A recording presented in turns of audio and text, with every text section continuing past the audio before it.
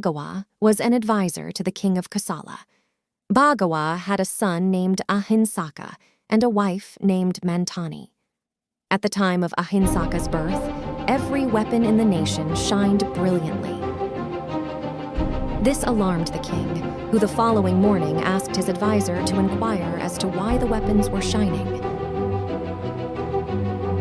The advisor announced, "My king, my wife has given birth to a son." The king questioned, "Then why do the weapons shine in such a manner?" "My king, my son will become a bandit." The king inquired, "Will he rob alone or with a gang?" Bhagawa answered, "My king, he will act alone." The king answered, "We should finish him right away." "No, my king," Bhagawa cried, "as he will be by himself, we can easily catch him."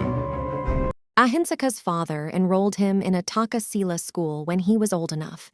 The strongest, smartest, and most obedient student in the entire school was Ahinsaka. He was envied by other kids, who made the teacher loathe him behind his back. So, after he had completed his schooling, the teacher instructed him, "Now you must pay me my tuition fee." Ahinsaka inquired, "How much should I pay, sir?" "I don't want money. I want 1,000 human right-hand fingers. Also, keep in mind not to bring 2 fingers from the same individual." Ahinsaka agreed to pay his teacher, despite the fact that it would be quite difficult for him to do so. He picked his sword and he set out until he arrived in Kosala. He hid close to a highway through the bush and awaited onlookers. Then he would hang their bodies on a tree for the vultures and crows after killing them quickly by chopping off a right-hand finger. He turned the finger bones into a garland and quickly earned the name Angulimala. Anguli finger, Mala garland. Angulimala moved to a new neighborhood and started killing once more. The Kosala king made the decision to send his powerful army after the bandit in order to apprehend him because of how many people he was killing. Mantani went to her husband as soon as she learned this, pleading with him to spare their son. "Darling, he is very fierce now," said Bhagawa. "He may have changed completely, and if I go there, he may even kill me." But the mother was very soft-hearted and loved her son more than she loved herself. She thought, "I must go to the jungle myself and save him."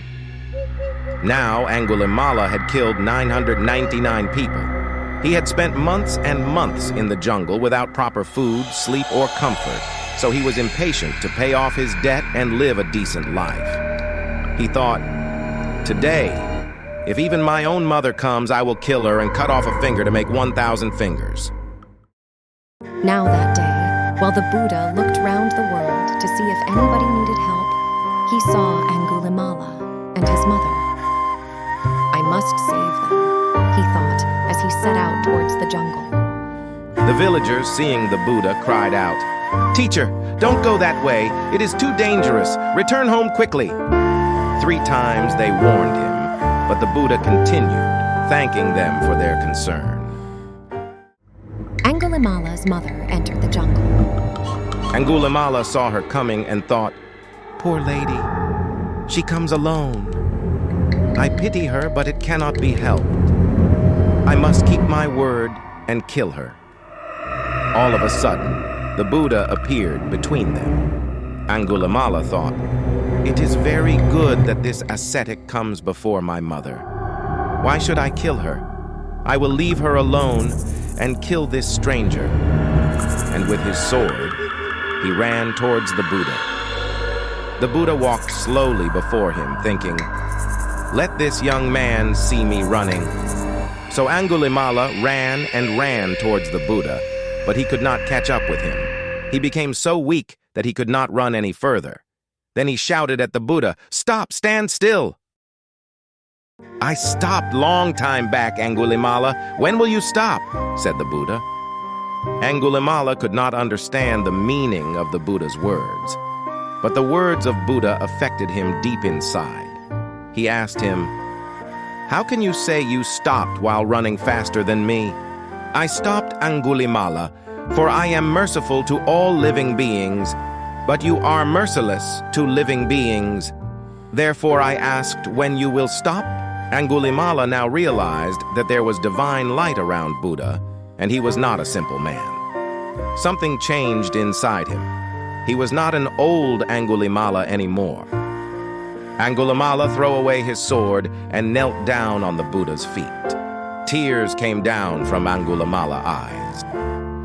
The Buddha blessed him and took him to the monastery, where the notorious bandit Angulimala became a monk.